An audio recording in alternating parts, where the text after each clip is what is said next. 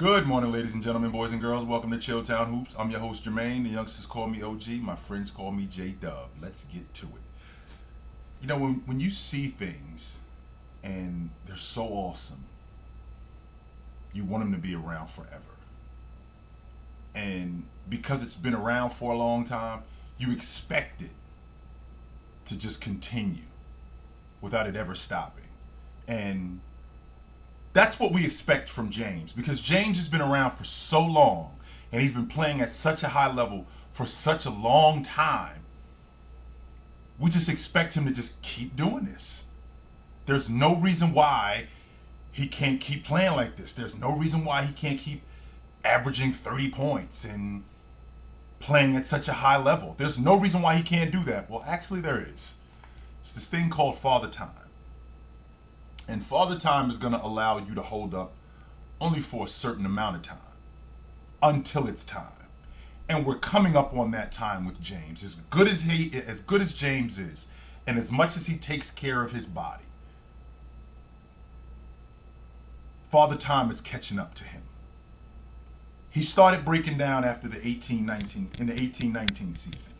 And when they got Anthony Davis, this was supposed to be very much like what Magic and Jabbar, where Magic gets Jabbar, and Magic's going to put some more years on Jabbar's career because Jabbar doesn't have to do as much. He's got this lead guard that's going to take a lot of the pressure off of him. And it worked. They went on to win the NBA championship 5 times. I think Magic put 5 more years on Jabbar's career. The same logic was supposed to happen with the Lakers. They trade for Anthony Davis, who at the time was 26 years old. And he's going to put some years on James's career. They're going to run the offense through him. James is going to play off of him. And this thing is going to work. And initially it did.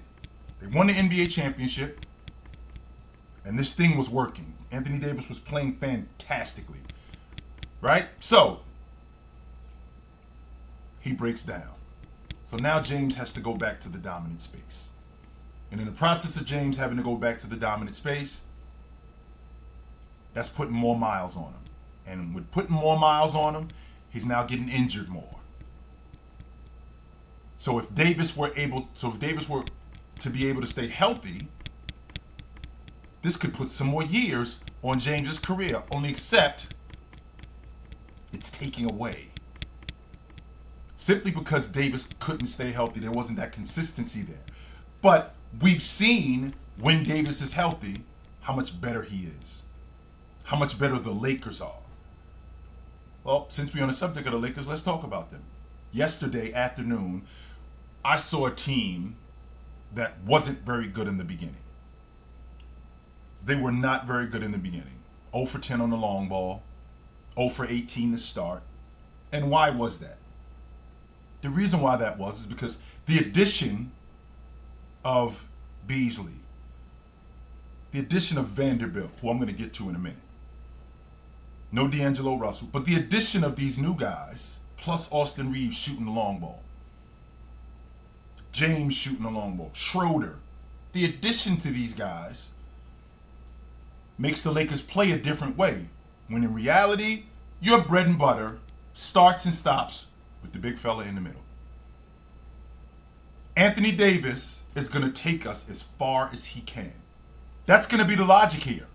This team is constructed with the additions that it has, the way that this team is constructed. We're going to go as far as Anthony Davis takes us. And we're going to go as far as his health takes us. If he can stay healthy and play the way he did yesterday afternoon, not necessarily go 30 and 15, but be the dominant force on the backboard, pulling down 15 rebounds, rim protecting like he did, 4 block shots. When he's doing that sort of stuff, that opens up so much more for the Los Angeles Lakers. That takes the pressure off James for not having to do nearly as much. Now you got a DN3 guy in Vanderbilt who I love him. I think he's fantastic for what the Lakers are doing. Fantastic. He's a guy who takes pressure off James. He's a guy who takes pressure off Anthony Davis defensively. Because on the perimeter, he harasses the way he harassed Luka, keeping the basketball away from him, keeping Luka as far away from the basket as possible, not switching on the pick and roll, and making Luka work for everything that he got and taking tough shots. I thought they did a fantastic job on him in the second half particularly. This is a Laker team that started the game where I believe they had 47 points in the first half. They held the Dallas Mavericks to 47 points in the second half. This is a team that's going to go as far as Anthony Davis's health takes them. As good as they are. That's as far as they're going to go. As far as Anthony Davis's health takes them. And I'm going to tell you guys, and a lot of people don't want to hear this, even though I've said it countless times that the big man is alive and well. In the process of the big man being alive and well, you know who's coming back? Not just the big man, but the post-big man. Anthony Davis shot 2 threes last night. He shot 1 in the first quarter, and he shot 1 in the second quarter.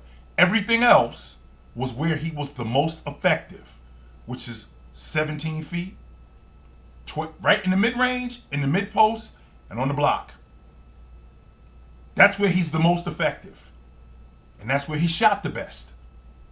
So when I see that, and I see how they expose Dallas's weaknesses, how small they are. Not just how small they are, how soft defensively they are. When I see that, that suggests to me that this is a copycat league, just so you guys know. And when you get a big guy who's dominant like that and dominating in the space where he dominates, other teams are going to see that and go, well, we need to do that too. Hence, bringing back the post big man. A prime example of that would be Mr. Nikola Jokic. Just so you know, Jokic took 1 long ball last night. That was it.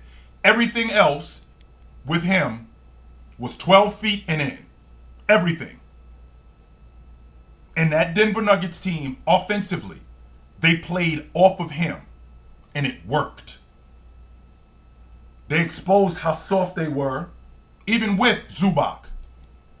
Even with Paul George at 6'9", even with Kawhi Leonard at 6'7", they exposed how soft they were down low. And that was primarily due to Joker. And how was that? If you watch Joker, I thought this was pretty incredible too. And Tim Legler brought this up. I saw it too, but Tim Legler was the one who brought this up. Joker does a great job when you back screen, sealing the guy who he's back screening. The reason why it's important is because when you back screen a guy, he's more likely going to switch on to you. Well, when Joker back screens him at the mid post, the rim is wide open. And Joker did a great job in diving to the rim and getting easy layups off of action like that. That was fantastic. And he exposed the weakness from the Clippers. Since we're on the subject of the Clippers, man, I watched them last night, and I watched them a couple of nights ago against Sacramento. And honestly, Russ looked like Russ. He didn't look erratic. He didn't look like he wasn't sure of himself. He looked like they gave him the basketball and let him be Russ. Now, mind you, Russ is going to throw the ball in the second row. He's going to do that. Russ is going to shoot the ball off the top of the backboard. He's going to do that. That's part of Russ. There is going to be some erratic moments with Russ. That's just part of it. However, Russ is also going to get other guys involved. Russ is also going to speed the game up. Russ is also going to put pressure on the rim. Russ is also going to put pressure on your defense, particularly your big guys in the paint to guard and get them in foul trouble and creating shots for guys on the perimeter. He's going to do that. That's going to happen. And because of that, he makes the Clippers a better unit. And I think Ty Lue, so far, has done a good job in managing him. I mean, when he got to the Lakers, it wasn't a good fit. It wasn't that Russ couldn't play, which is what the masses were trying to sell. No, that wasn't the case at all. It was just that he didn't fit there. I can't name a bunch of guards in the league that averaged 17 and 8. I can't name that many. Russ averaged 17 and 8 last season. He averaged 16, I think it was 16 and 7 this year, off the bench. Nobody else was doing that. No rotation player was averaging that off the bench as a guard. So because of that, it didn't fit, right? And because it didn't fit, it made Russ look like he couldn't play, when in reality, that wasn't the case. And I like what I'm seeing with him with the Clippers. Speaking of seeing something, I said before the season started that people had forgotten about Damian Lillard, and I thought that he would play himself back into the top 10 this year. I feel like he did that. And I don't think just because of last night. I felt like he had gotten injured last year, and people had forgotten about him. You know, guys like Ja Morant showed up, Trae Young. You know, Luka was playing better. Jason Tatum had showed up. Jaylen Brown was playing a lot better. Donovan. So people had forgotten all about Damian Lillard. Yo, he's over. When I'm thinking to myself, well, this is the first time he's had a major injury where it was season ending. And because of that, he's going to come back healthy, and I believe he's going to play himself back into the top 10. And I'll be damned, he sure did. I feel like he has. A month leading into, by the time we got to the All-Star break, leading into the All-Star break. For a month, Damian Lillard was 38 and 8. That team in Portland, who I thought was a play-in team to start the season, particularly because they have no rim protection. They have no rim protection, and what they did was they masked it with gang rebounding. But then they lose their best rebounder in Josh Hart. They lose their best rebounder in Josh Hart. So now it's even worse. But they go as Lillard goes offensively. And Dame always had that kind of game where once he gets going, he's not going to play outside of himself. If you watch the shots that he shoots, he doesn't shoot those shots just to see. No, this is part of my game. This is who I am. And this is what I'm about. So because he does that, he's ridiculously effective. And I watched him last night, and the shots that he was shooting, which for some people, yo, that's a terrible shot. The majority of those shots are shots that he takes within the offense. And because he takes those shots within the offense, he was efficient. I mean, 13 threes, running down the gut, throwing it on a big guy, and Jabari Smith, who's 6'9", throwing it on him. And it led to them winning. Now, don't get me wrong. I mean, I shouldn't have to go for 70 in order for us to win. But that gives you an idea of where the Portland Trailblazers are. Like, in order for us to have a shot to win this particular game against a team like Houston, who is at the bottom of the league. They're not at the bottom of the West. They're at the bottom of the league. In order for us to have a shot against them, like, he's got to go for 70. Now, mind you, I don't buy into the logic that, well, it was against Houston because, you know, Kobe Bryant scored 81 against Toronto, and they weren't very good at all. They were not.